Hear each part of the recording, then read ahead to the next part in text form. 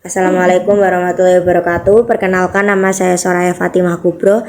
Saya siswi Unisula dari jurusan PBSI.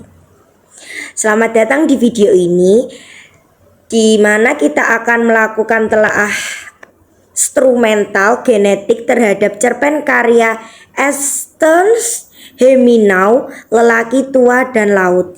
Kita akan ungkap makna, ideologi, dan filosofi yang terkandung dalam cerpen ini melalui analisis elemen-elemen supernaturalnya.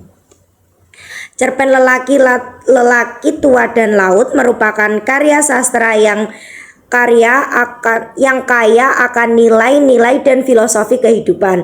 Melalui telah instrumentalisme genetik, kita dapat memahami bagaimana ideologi dan filosofi tersebut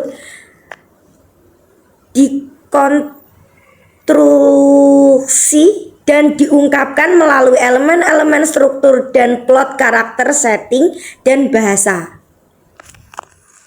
Telaah strukturalisme genetik merupakan metode analisis yang berfokus pada hubungan antar struktur karya dan ideologi serta filosofi yang terkandung di dalamnya. Metode ini juga mempertimbangkan konteks sosial, budaya saat karya tersebut diciptakan. Lalu dalam cerpen Lelaki Tua dan Laut kita dapat menemukan beberapa elemen struktur yang mengungkapkan ideologi dan filosofi. Antara lain, yang pertama ada mengembangkan perjuangan seorang nelayan tua yang terus berjuang melawan alam demi mempertahankan harga diri dan identitasnya sebagai nelayan. Nanti teksnya saya taruh bawah di sini. Lalu tokoh yang kedua ada karakter. Tokoh Lelaki Tua sebagai presepsi dari nilai kemanusiaan, ketabahan, dan keberanian menghadapi tantangan hidup. Lalu ada setting. Setting di sini ada setting laut dan suasana pedesaan yang miskin, menunjukkan kontras dengan kehidupan modern yang materialistis. Lalu ada bahasa, menggunakan bahasa yang puitis dan simbolik untuk mengungkapkan filosofi kehidupan. Lalu bagian ketiga yaitu telaah strukturalisme genetik. Dengan menganalisis elemen-elemen struktural tersebut, kita dapat menemukan beberapa ideologi dan filosofi yang terkandung dalam cerpen Lelaki Tua dan Laut. Yang pertama, ada perjuangan mempertahankan harga diri dan identitas. Seperti kutipannya, ia tahu bahwa ia masih kuat, masih bisa berlayar, masih bisa mencari ikan. Ia tidak mau menyerah pada usia tua. Kutipan pada bab ketiga ini menggambarkan perjuangan lelaki tua untuk mempertahankan harga diri dan identitasnya sebagai nelayan meskipun usianya sudah tua. Lalu ada yang kedua ada ketabahan menghadapi tantangan hidup.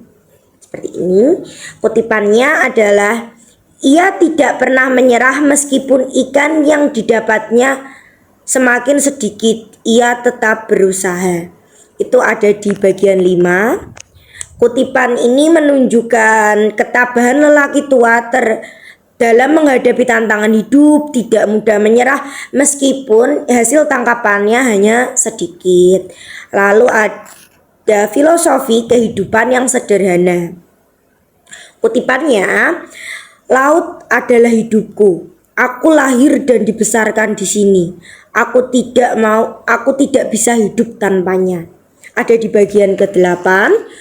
Kutipan ini menggunakan filosofi kehidupan lelaki tua yang sederhana, di mana laut adalah segalanya baginya. tempat dilahirkan dan dibesarkan.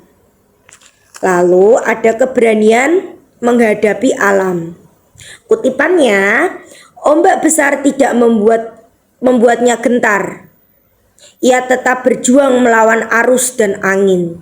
Ada di bagian 10, menggambarkan keberanian lelaki tua menghadapi alam yang ganas, tidak takut menghadapi ombak dan angin.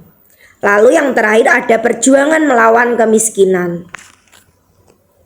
Ia tahu bahwa ia harus berusaha agar bisa membeli perahu baru dan alat-alat yang lebih baik.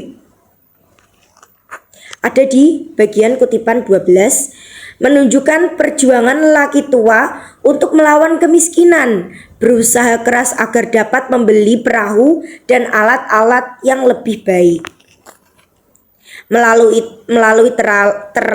Melalui telaah instrumentalisme genetik, kita dapat memahami bahwa cerpen Lelaki Tua dan Laut merupakan karya sastra yang kaya akan makna dan filosofi kehidupan. Cerita ini menggambarkan perjuangan seorang nelayan tua untuk mempertahankan harga diri dan identitasnya, serta filosofi kehidupan yang sederhana namun penuh keberanian. Pendekatan ini membuka peluang untuk penelitian lebih lanjut tentang cerpen ini, seperti pengaruhnya terhadap budaya masyarakat dan relevansinya di era modern. Cukup sekian dari saya. Wassalamualaikum warahmatullahi wabarakatuh. Wes bar.